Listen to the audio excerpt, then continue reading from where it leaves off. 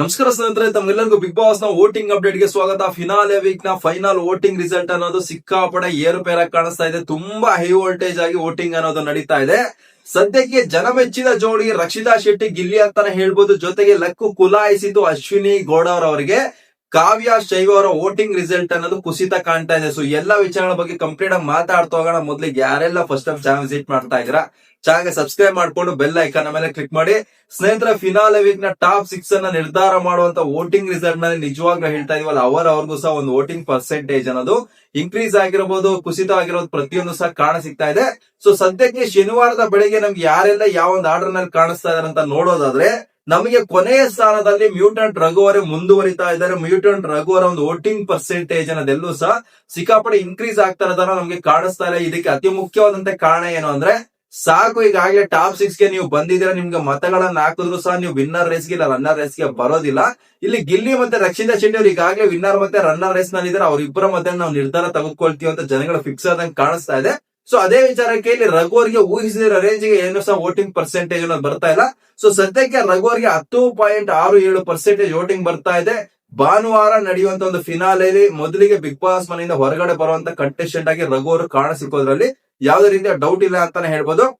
ನಂತರ ನಮ್ಗೆ 5ನೇ ಸ್ಥಾನದಲ್ಲಿ ಧನುಷ್ ಅವರು ಕಾಣ ಸಿಗ್ತಾ ಇದ್ರೆ, ಧನುಷ್ ಅವರ ಒಂದು ವೋಟಿಂಗ್ ಪರ್ಸೆಂಟೇಜ್ ಅನ್ನೋದು ಎಲ್ಲೂ ಸಹ ಹೈ ವೋಲ್ಟೇಜ್ ಆಗಿ ಏರಿಕೆ ಕಾಣ್ತಾ ಇರೋದಾಗಿರ್ಬೋದು. ಅವರು ಟಾಪ್ 3 ಅಥವಾ ಟಾಪ್ 2 ಗೆ ಬರ್ತಾ ಇರೋದು ಎಲ್ಲೂ ಸಹ ನಮ್ಗೆ ಕಾಣ ಸಿಗ್ತಾ ಇಲ್ಲ.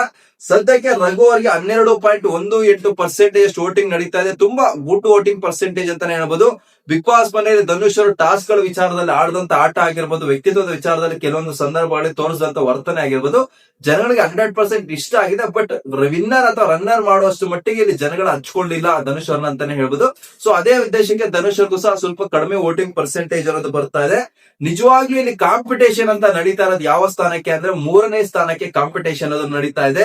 1ನೇ ಸ್ಥಾನ, 2ನೇ ಸ್ಥಾನ, 6 ಮತ್ತು 5ನೇ ಸ್ಥಾನಗಳು ಈಗಾಗಲೇ ಫಿಕ್ಸ್ಡ್ ಆಗ್ಬಿಟ್ಟು ಅಷ್ಟರ ಮಟ್ಟಿಗೆ ವೋಟಿಂಗ್ ಪರ್ಸೆಂಟೇಜ್ ಅನ್ನೋದು ಬರ್ತಾ ಇದೆ.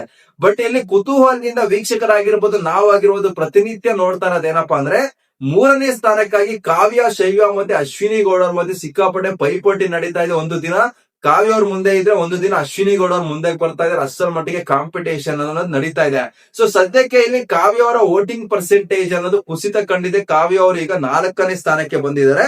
ಸೊ ಸದ್ಯಕ್ಕೆ ಕಾವ್ಯ ಅವರಿಗೆ ಬರ್ತಾ ಇರೋ ವೋಟಿಂಗ್ ಪರ್ಸೆಂಟೇಜ್ ಎಷ್ಟು ಅಂತ ನಾವು ನೋಡೋದಾದ್ರೆ, 15.77% ನ ಮೂಲಕ ಇಲ್ಲಿ ಕಾವ್ಯ ಅವರಿಗೆ 4ನೇ ಸ್ಥಾನದಲ್ಲಿ ಬಂದು ವೋಟಿಂಗ್ ಬರ್ತಾ ಇದೆ. ಸೊ ಇಲ್ಲಿ ಕಾವ್ಯ ಅವರು ನಿನ್ನೆ ನಡೆದ ಎಪಿಸೋಡ್ ನಲ್ಲಿ ನನಗೆ ಕಳಪೆ ಒಂದು ಉತ್ತಮ ಪ್ರೋಸೆಸ್ ನಲ್ಲಿ ಕಳಪೆನ ನಾನು ಎಕ್ಸ್ಪೀರಿಯನ್ಸ್ ಮಾಡ್ಬೇಕು ಅಂತ ಒಂದು ಬೈಕೆ ಏನಿತ್ತು. ಸೊ ಆ ಒಂದು ಬೈಕೆ ಕೆಲವೊಂದು ವೀಕ್ಷಕರಿಗೆ ಇಷ್ಟ ಆಗದೆ ಸಹ ಇರ್ಬೋದು. ಯಾಕೆಂದ್ರೆ ಯಾರಾದ್ರೂ ಆಗಿ ಒಂದು ಡಿಸೈರ್ ಇಲ್ಲ ಅಂದ್ರೆ ಒಂದು ಬೈಕ್ ಅನ್ನೋದು ಯಾವ ತರ ಕೇಳ್ಬೇಕು, ಇವ್ರೇನ್ರಿ ಕಳಪೆ ಅಂತ ಕೇಳ್ತಾರೆ ಅನ್ನೋ ಭಾವನೆ ಬಂದಿರಬಹುದು. ಸೊ ಅದೇ ಉದ್ದೇಶಕ್ಕೆ ಇಲ್ಲಿ ಕಾವ್ಯ ಅವರ ವೋಟಿಂಗ್ ಪರ್ಸೆಂಟೇಜ್ ಅನ್ನೋದು ನಮ್ಗೆ ಕುಸಿತ ಕಾಣ್ತಾ ಇದೆ. ಇಲ್ಲಿ ಕಾವ್ಯ ಅವರಿಗೆ ಬಂದಿರುವಂತ ಓಟುಗಳು ಕಡಿಮೆ ಆಗಿದೆ ಅಂತಲ್ಲ, ಅಶ್ವಿನಿ ಗೌಡ ಅವರಿಗೆ ಬರ್ತಾ ಇರುವಂತ ಓಟುಗಳು ಹೆಚ್ಚಾಗ್ತಾ ಇದೆ ಅನ್ನೋದು ನನ್ನ ಉದ್ದೇಶ. ಸೊ ಇಲ್ಲಿ ಅಶ್ವಿನಿ ಗೌಡ ಅವರು 3ನೇ ಸ್ಥಾನಕ್ಕೆ ಬಂದಿದ್ದಾರೆ. ಅಶ್ವಿನಿ ಗೌಡ ಅವರಿಗೆ ಲಕ್ಕು ಕುಲಾಯಿಸಿದೆ ಅಂತಾನೆ ಹೇಳ್ಬೋದು. ಇಲ್ಲಿ ಅಶ್ವಿನಿ ಗೌಡ ಅವರ ವೋಟಿಂಗ್ ಪರ್ಸೆಂಟೇಜ್ ನ ಜೊತೆಗೆ ಬಿಗ್ ಬಾಸ್ ಮನೆಯಿಂದ ಎಲಿಮಿನೇಟ್ ಆಗಿ ಹೊರಗಡೆ ಹೋಗಿರುವಂತಹ ಧ್ರುವಂತ್ ಅವರ ವೋಟಿಂಗ್ ಪರ್ಸೆಂಟೇಜ್ ಅನ್ನೋದು ಸಹ ಸಿಕ್ಕಾಪಡೆ ಇಂಪಾರ್ಟೆಂಟ್ ಆಗ್ತಾ ಇದೆ. ಜೊತೆಗೆ ಇಲ್ಲಿ ಸೋಷಿಯಲ್ ಮೀಡಿಯಾದಲ್ಲಿ ಅಶ್ವಿನಿ ಗೌಡ ಅವರ ಒಂದು ಟೀಮ್ ಕಡೆಯಿಂದ ನಡೀತಾ ಇರುವಂತಹ ಪ್ರಮೋಷನ್ಸ್ ಸಹ ಸಿಕ್ಕಾಪಡೆ ಇಂಪಾರ್ಟೆಂಟ್ ಆಗ್ತಾ ಇದೆ. ಸೊ ಸದ್ಯಕ್ಕೆ ಇಲ್ಲಿ ಅಶ್ವಿನಿ ಗೌಡ ಅವರಿಗೆ 17.27% ಅಷ್ಟು ವೋಟಿಂಗ್ ನಡೀತಾ ಇದೆ.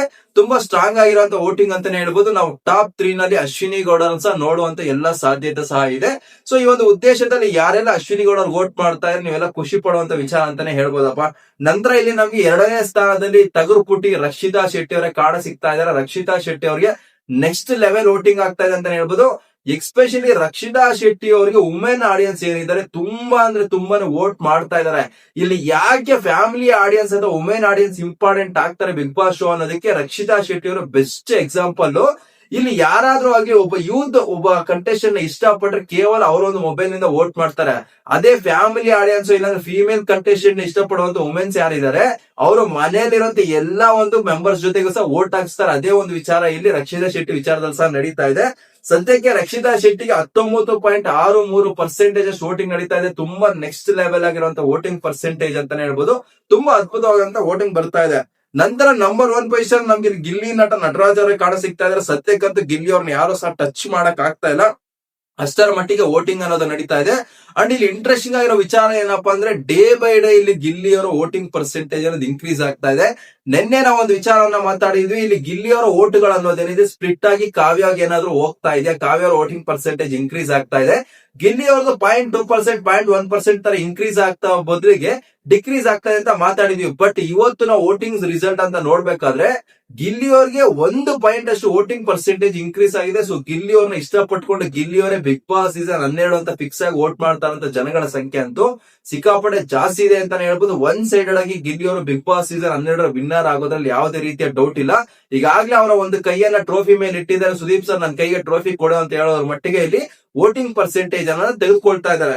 ಸೊ ಇಲ್ಲಿ ನಮ್ಗೆ ಇಂಟ್ರೆಸ್ಟಿಂಗ್ ಆಗಿ ಕಾಣಿಸ್ತಾ ಇರೋದು ಏನಪ್ಪಾ ಅಂದ್ರೆ ವಿನ್ನರ್ ನ ರನ್ನರ್ ನ ಸ್ಥಾನದಲ್ಲಿ ರಕ್ಷಿತಾ ಮತ್ತೆ ಗಿಲ್ಲಿ ಅವರು ಇಬ್ಬರು ಸಹ ಸಿಕ್ಕಾಪಟ್ಟೆ ಮತಗಳನ್ನು ಪಡ್ಕೊಳ್ತಾ ಇರೋದ್ರಿಂದ ಕಾವ್ಯ ಶೈವ ಮತ್ತೆ ಗಿಲ್ಲಿ ಜೋಡಿಗಿಂತ ಹೆಚ್ಚಾಗಿ ಇಲ್ಲಿ ರಕ್ಷಿತಾ ಗಿಲ್ಲಿ ಜೋಡಿಯನ್ನ ಇಷ್ಟಪಡ್ತಿರುವಂತ ಜನಗಳ ಸಂಖ್ಯೆ ಹೆಚ್ಚಾಗಿದೆ ಅಂತ ಇದ್ರ ಮೂಲಕ ತಿಳಿದು ಬರ್ತಾ ಇದೆ.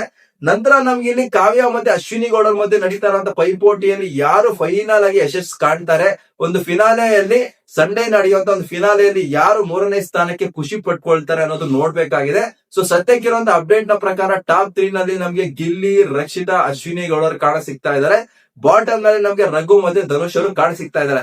ಸೊ ಸ್ನೇಹಿತರೆ, ಯಾರೆಲ್ಲ ನಿಮ್ಮಲ್ಲಿ ಇದುವರೆಗೂ ಸಹ ವೋಟ್ ಮಾಡಿಲ್ಲ ದಯವಿಟ್ಟು ಹೋಗ್ಬಿಟ್ಟು ನಿಮ್ಮ ಒಂದು ಫೇವರೇಟ್ ಕಂಟೆಸ್ಟೆಂಟ್ ಗೆ ಮಿಸ್ ಮಾಡದೆ ಸಂಪೂರ್ಣವಾದಂತ ವೋಟ್ಗಳನ್ನ ಅವರಿಗೆ ಹಾಕಿ ಯಾವುದೇ ಕಾರಣಕ್ಕೂ ಸ್ಪ್ಲಿಟ್ ಮಾಡೋದಕ್ಕೆ ಹೋಗ್ಬೇಡಿ. ಈಗಾಗಲೇ ಸಿಕ್ಕಾಪಟ್ಟೆ ಫ್ಯಾನ್ ಫಾಲೋಯಿಂಗ್ ಇದೆ, ಯಾರೋ ಒಬ್ರು ವೋಟ್ ಮಾಡ್ತಾರೆ ಬಿಡೋ ಅನ್ನೋ ಭಾವನೆಗೂ ಸಹ ಬರಬೇಡಿ.